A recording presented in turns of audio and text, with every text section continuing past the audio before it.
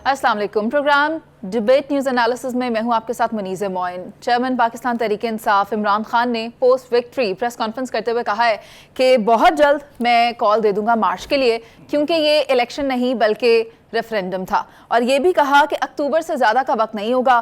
Backdoor मामलात under discussion हैं, लेकिन चीज़ें उस पर क्लियर नहीं हैं। मेरे साथ पैनल में मौजूद हैं नवीद चौधरी साहब, पीजे मीर साहब, इफ्तिखार अहमद साहब और जावेद इकबाल साहब। तो सबसे पहले इफ्तिखार साहब आपकी तरफ आती हूँ। इमरान खान की ये जो फतह हुई है तहरीक इंसाफ ने, आपका सवाल क्या है? पहले अपना सर सवाल ये है कि इस वाज़े सियासी बरतरी के बाद, कौन सी वाज़े सियासी बरतरी की बात कर रहे हैं? जो इमरान खान ने कौमी असम्बली में 6 नशस्तें ली हैं, सूबाई में PTI की। अच्छा चलो ठीक है, उसमें कितनी हार गए? 2। तो किसके पास गई वो? PDM। तो PDM ताकतवर हुई या PTI ताकतवर हुई इस इलेक्शन में? Sir this is obvious, but क्या इमरान खान की ये फतह जो मार्च की कॉल है उसको मौसर बनाएगी? पहले बात तो है कि इंतहाई अफसोसनाक सूरत मैंने कल देखी। हालत ये है मेरे दोस्तों, पीजे मीर साहब आपकी तवज्जो चाहूँगा, जनाब मोहतरम चौधरी साहब आपकी तवज्जो चाहूँगा, जावेद साहब आपकी तवज्जो चाहूँगा, क्योंकि मैं तालिब इल्म हूँ इलेक्शंस का और इलेक्शंस को मैं बहुत आराम से देखता हूँ, जिस बात से बाहर। इतना ज़्यादा हमने कहा कि ये पॉपुलर है, इतना हमने इसको पॉपुलर आप दोस्तों ने बना दिया कि लगता था कि ये मसला अब ख़त्म हो गया है, एंड हो गया। वो पॉपुलर आदमी खुद इलेक्शन लड़ने के लिए चला गया। अब ये ज़हन में रखिएगा बात, उसकी पार्टी इलेक्शन नहीं लड़ रही है, PTI इलेक्शन नहीं लड़ रही है, इमरान खान इलेक्शन लड़ रहा है। और उस पॉपुलैरिटी का जो सैलाब था उसके अपने उस सूबे में जहाँ पे वो 9 साल से हुक्मरान है, मर्दान में 33% लोग वोट डालने आए, चारसदा में 29% लोग वोट डालने आए, पेशावर में 20% लोग वोट डालने आए। ये वो इलाका है जो उसके पास 9 साल से है, जहाँ पे उसका बयानिया बहुत मजबूत है, बयानिया बहुत ताकतवर है। लोग वहाँ पे जत्थों के जत्थे लेके आते हैं, जब जुलूस लेके आते हैं वहाँ पे पोलिंग स्टेशन पे वो लोगों को नहीं ला सका। मैंने हमेशा ये कहा है कि सियासत पोलिंग स्टेशन पे होती है, सियासत प्रेस में, TV पे, इंटरव्यूज़ के ज़रिए नहीं होती है।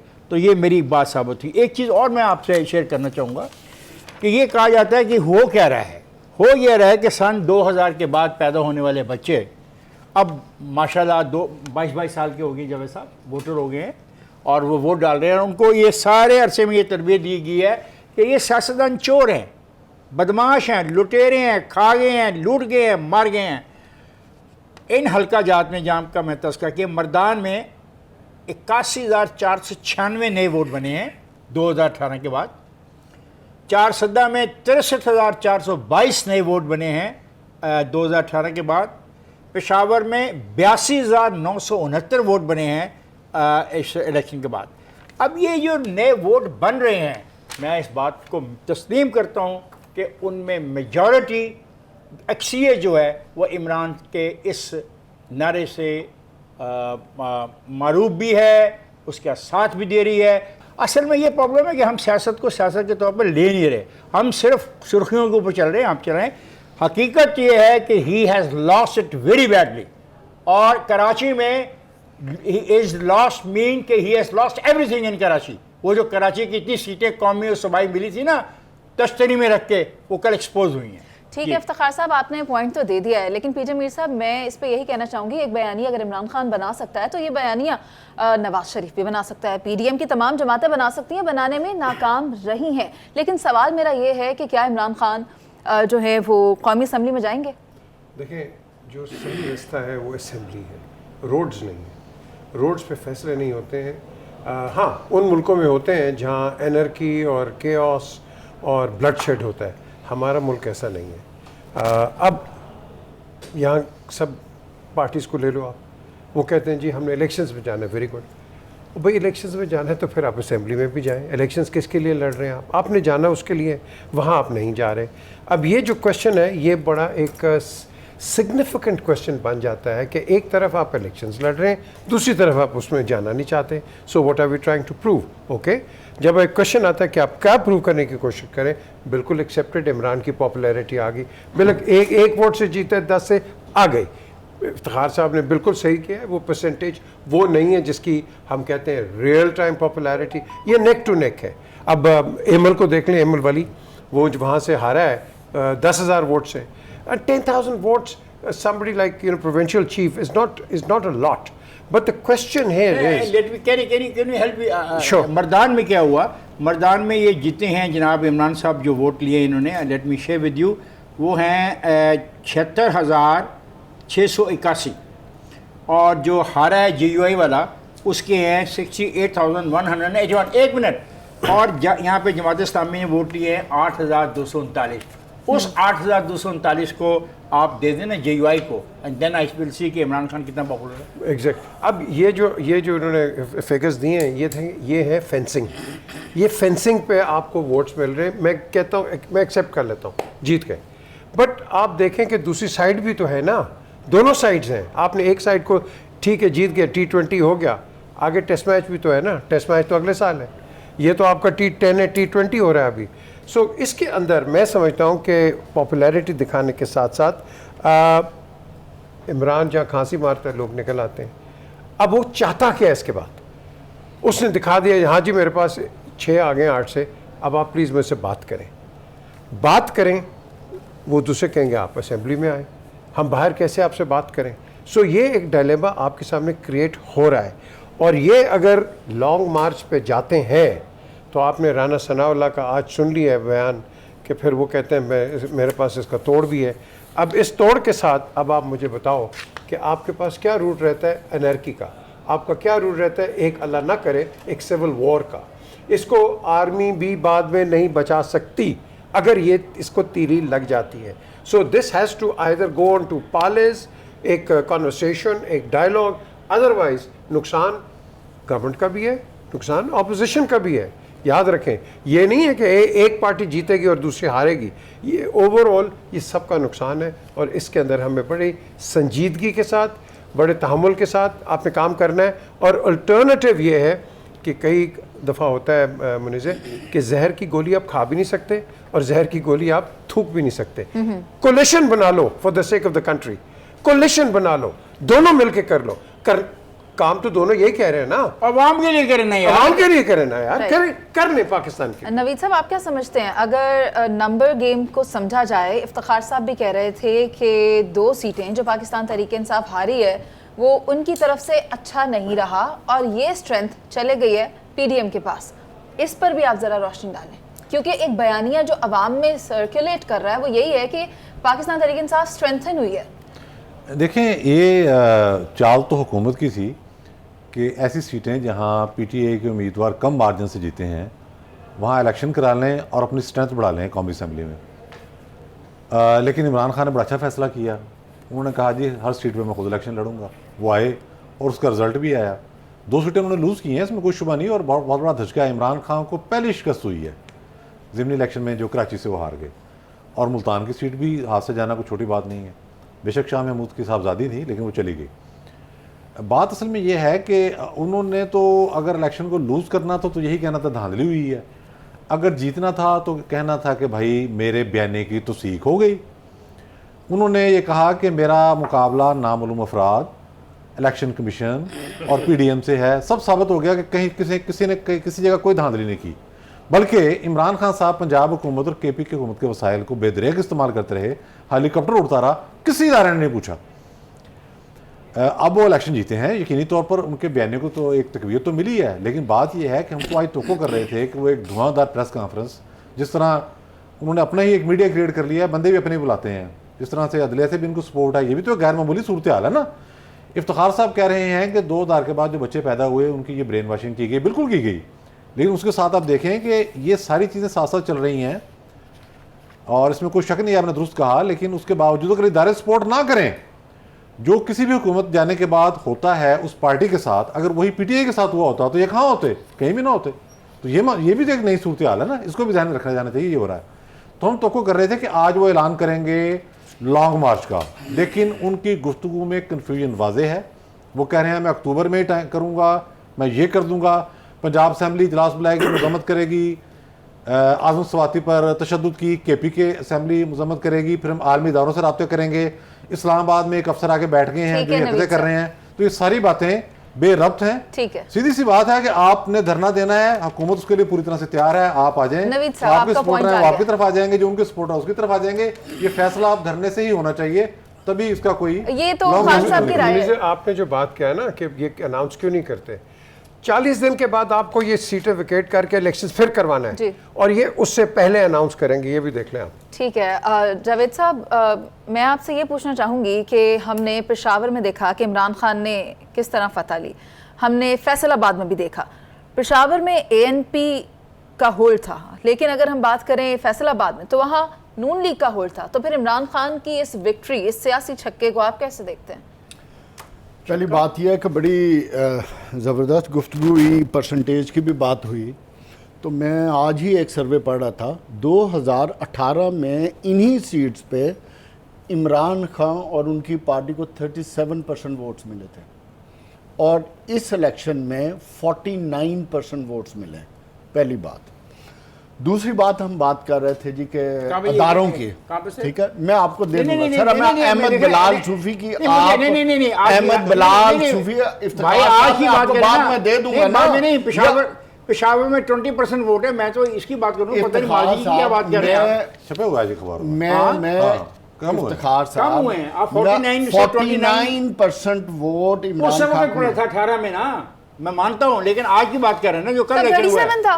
जावेद साहब, इससे पहले जब हम डिस्कस कर रहे थे, कितने परसेंट बताया था आपने पहले, और अब आप 49 है, पहले कितना 49 बताया था आपने? 2018 में इन 8 हलकों में 37% मिला था PTI को वोट, और सर, मैं अब मिला चाहूंगी आप जरा इनको कहने 49% में। वोट मिला। पहली जी बात। सर। दूसरी बात, अदारों की भी बात आई। शुक्रिया, मेहरबानी। वो अदारे तो आज हुकूमत के साथ खड़े हैं, हम बार बार अदारों को क्यों धकेल रहे हैं बीच में? कौन सा दायरा देखिए? अगर हमें कोई और एक्सक्यूज नहीं मिल रही इलेक्शन में हारने की, तो हम घूम फिर के ये सारा अपनी किसने याद कहा अदारों ने? declare अदारों कर पे रहे हैं, इल्जाम या किसने लगाया? अदारों पे डाल किसने देते हैं, कहा है? ठीक है, अदारों को बराह करम रहने दें, और जो सियासत है उसको करने दें। और तीसरी चीज बयानिया की, मैं हैरान हूं कि इमरान खान का तो बयानिया बिक रहा है, इनको किसने रोका बयानिया बनाने के? उनका बुनियाद जा ही नहीं रहे बयानिया लेके। इसलिए नहीं जा रहा, मैं उसकी वजह बता देता हूं। अच्छा, वजह पता लगी। नो कॉन्फिडेंस मूव बताया कुछ और असल बयानिया क्या था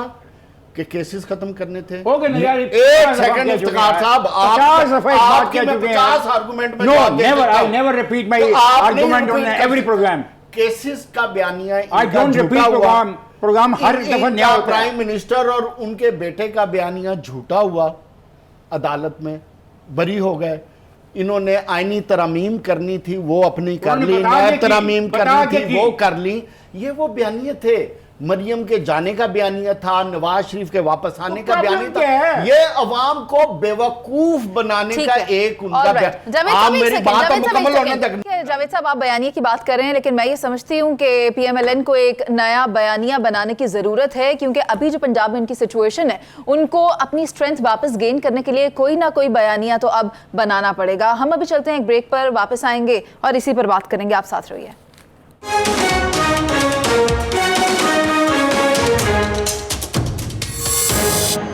वेलकम बैक। जो इंतखाबात हुए उसमें कौमी असम्बली में तो ये वाज़ेह है कि इमरान खान पाकिस्तान तहरीक इंसाफ ने 6 नशिस्तें जीती, लेकिन सूबाई असम्बली की अगर बात करें पंजाब में तो वहाँ पर नून लीग सिर्फ एक नशिस्त ही जीत सकी। इसी पर हम ब्रेक पर जाने से पहले बात कर रहे थे कि क्या वजह है कि नून लीग सिर्फ एक नशिस्त ही जीत पाई।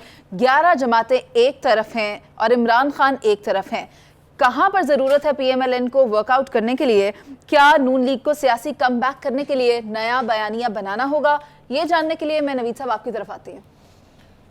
देखें, नए बयानिया बनाने की ज़रूरत नहीं है। सबसे पहले तो एक पॉलिटिकल पार्टी जिसने इंतखाबी अमल से गुजरना ही गुजरना है, उसकी तंजीम होनी चाहिए। पहली बात तो ये है।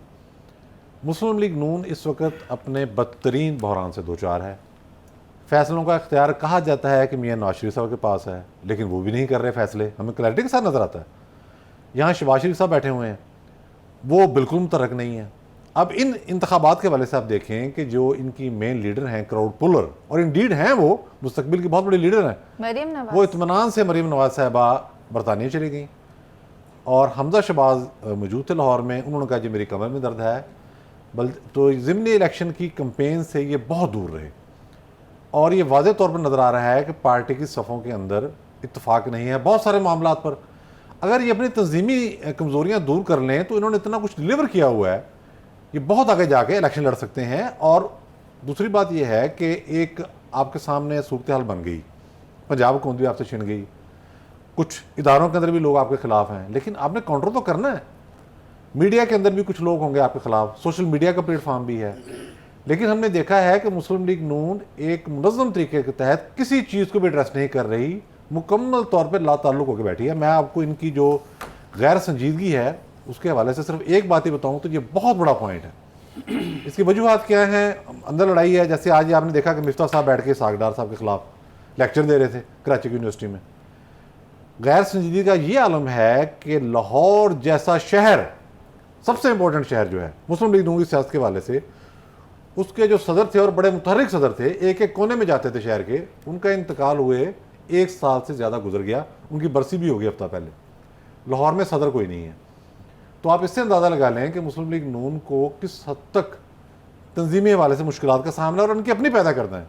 आज भी अगर ये तय कर लें, अभी भी कोई देर नहीं हुई कि हमने अपने आप को सियासत में पूरी तरह से इन करना है, सारे विंग्स मुतहर्रिक कर रहे हैं, इनके पास बताने के लिए और करने के लिए बहुत कुछ है, लोग भी इनके साथ जुड़े हुए हैं। ठीक है, उस तरफ अगर ये आ जाएं तो ये पार्टी बहुत जल्दी विद इन 3, 4, 5 महीने में दोबारा इन हो सकती है। ठीक है जावेद साहब, आप क्या समझते हैं कि इलेक्शन में, जैसा कि नवीद साहब भी कह रहे हैं कि इलेक्शन में भी नून लीग हमें कहीं पर भी मुतहरक नजर नहीं आई, एक जाने महंगाई कम करने पे भी मुतहरक नहीं है और आपसी तजादात बरकरार हैं अभी तक?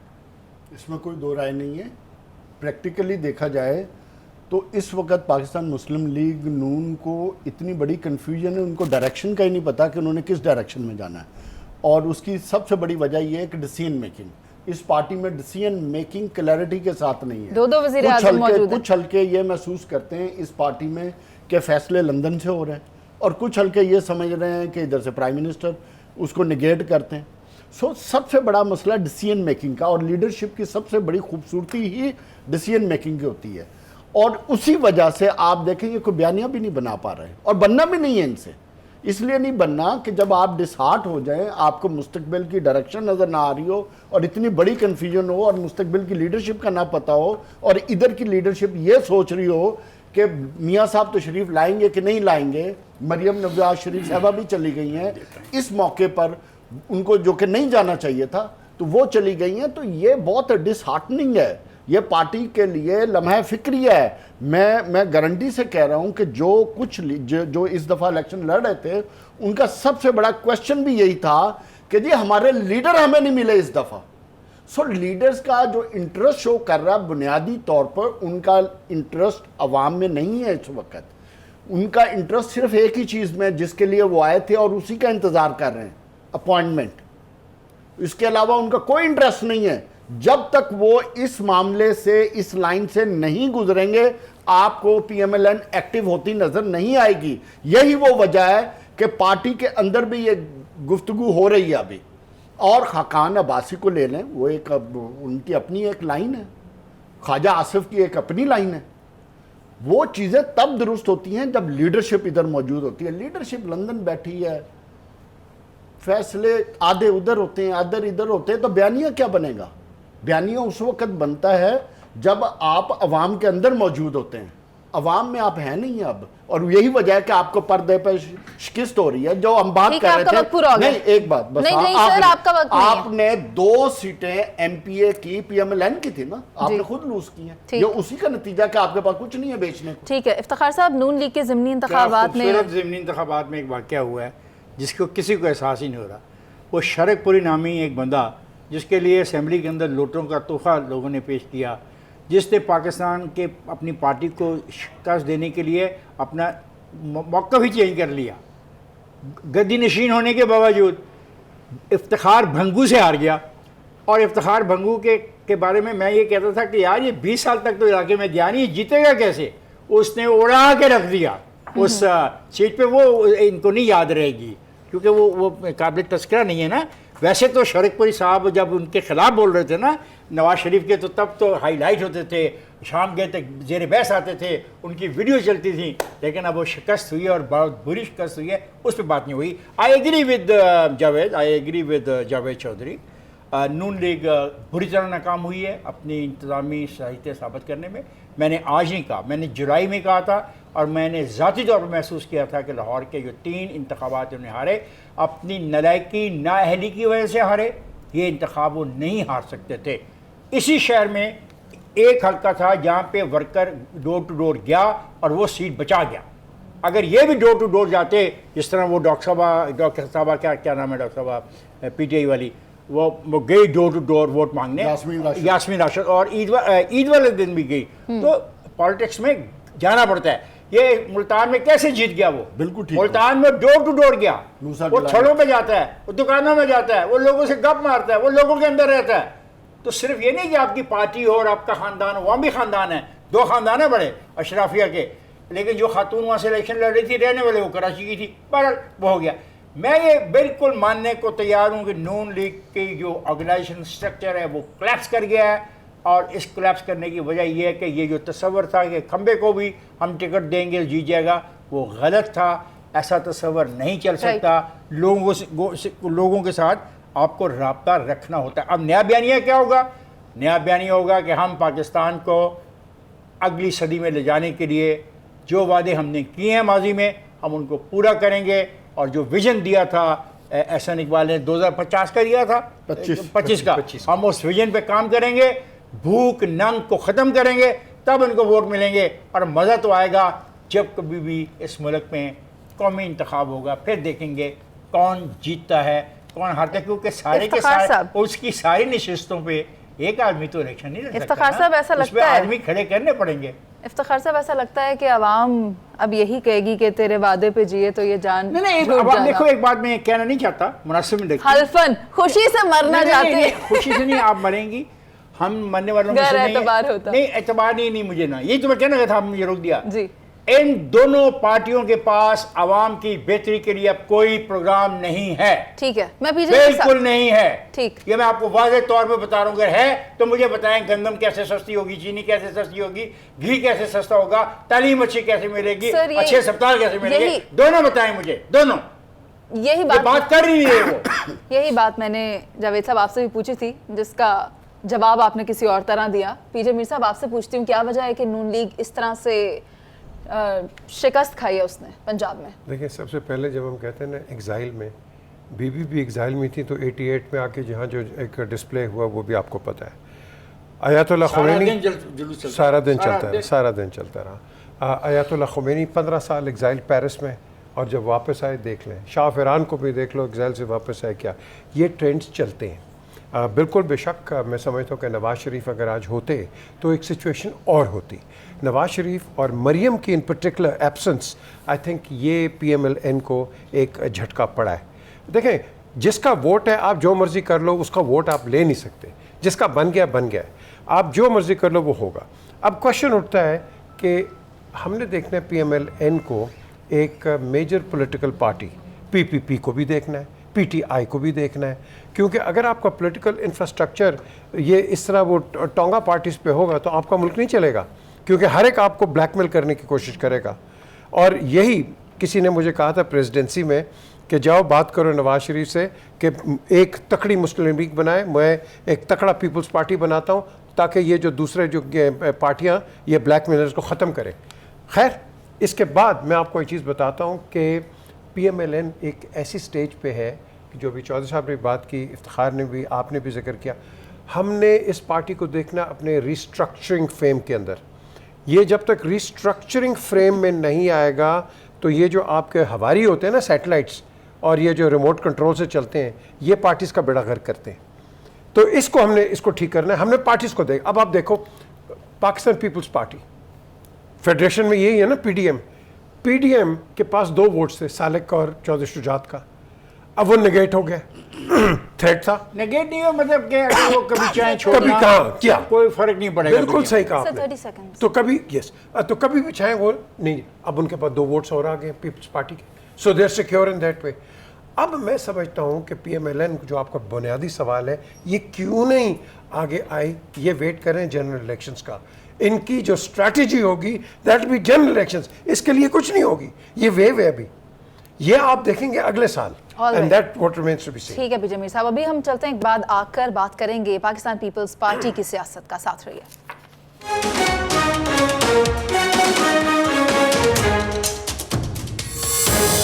Welcome back. कराची और मुल्तान में पाकिस्तान पीपल्स पार्टी ने बरतरी हासिल की है, तो सवाल मेरा ये है कि ज़िमनी इंतखाबी नताइज में क्या पीपल्स पार्टी कम बैक करने में कामयाब हो गई है? इफ्तिखार साहब, मैं आपको एक बात बताऊं, आसिफ जरदारी अगले इंतखाबात में मेजर शेयर होल्डर भी हो सकते हैं कौमी असम्बली के अंदर, और अगले इंतखाबात में जो पार्लियामेंट आएगी वो एक हंग पार्लियामेंट होगी, और जिसमें तमाम सियासी जमातों की नुमाइंदगी होगी, PTI की नुमाइंदगी भी होगी, और उसमें पाकिस्तान पीपल्स पार्टी का अच्छा खासा हिस्सा होगा, क्योंकि एक उसकी वजह है, वो अपने मौक़िफ़ में तब्दीली नहीं ला रहे, एक बात। दूसरी बात है कि वो लड़ना जानते हैं, और मैंने जैसे आपको मिसाल दी इस नौजवान लड़के की, गिलानी साहब के बेटे की, आप यकीन करें कि अगर आप उसकी देखते रहते कैंपेन, हैरान हो जाते, वो आम आदमियों में फिर रहा है, जा रहा है, हालांकि वो गिलानी का बेटा है, वो Gilani are also very rich family of the Multan. दूसरों का एक प्रॉब्लम है, वो हाथ मिलाने के बाद उंगलियां भी देखते हैं कि किसी ने उनकी उंगली तो नहीं ले ली, पहले तो हाथ मिलाते किसी से नहीं है, अगर हाथ मिला भी नहीं तो फिर वो चेक करते हैं। जी कौन कौन है? वो दो ये अशराफिया ख़ानदान है, एक तो है ये गिलानी जिनका बेटा दुकानदारों के साथ बैठा, वो चाय पी रहा है, गप्पे मार रहा है, पता क्या करता है, एक थड़े पे उठा, जम मार के उसके दुकान के अंदर चला गया। पर उनका अपना अपना स्टाइल है।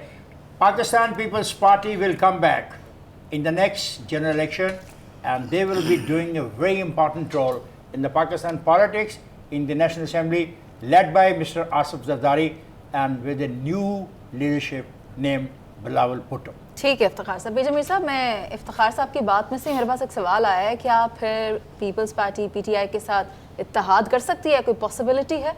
देखें, अगर आप आज की पॉलिटिक्स में देखें तो like minded PTI and PPP हैं, ये लाइक माइंडेड है। PMLN कंजर्वेटिव है और उनका एक अपना एक नज़रिया है, तो इनका one एक man अपना show समझते हैं नहीं जी नहीं, वन मैन नहीं, ऐसी भी कोई बात नहीं है। Nawaz Sharif does consult people, ये गलत परसेप्शन है कि जी वो अकेले करते हैं। मैंने आई नो वेरी इंटीमेटली, इस तरह की कोई बात नहीं है। क्वेश्चन यहाँ उठता है कि आपने आगे कैसे डील करना है। आपको याद है कि अब जब ये क्या कहते हैं, ये जब गवर्नमेंट में थे, ये तो कोलिशन में इकट्ठे नहीं रहे थे। सही। Nawaz Sharif went out.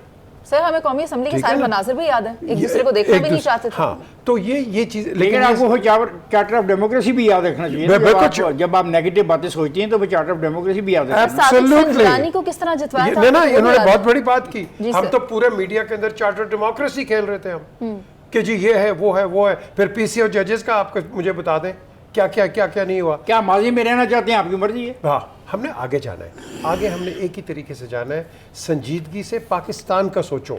देखो डिफरेंसेस होंगे, होते हैं, होते रहेंगे, लेकिन मैं कहूँ यार देखो जावेद ने क्या बात कर दी, वो क्या कहते हैं PJ ने क्या बात, इससे हमें निकलना है आगे।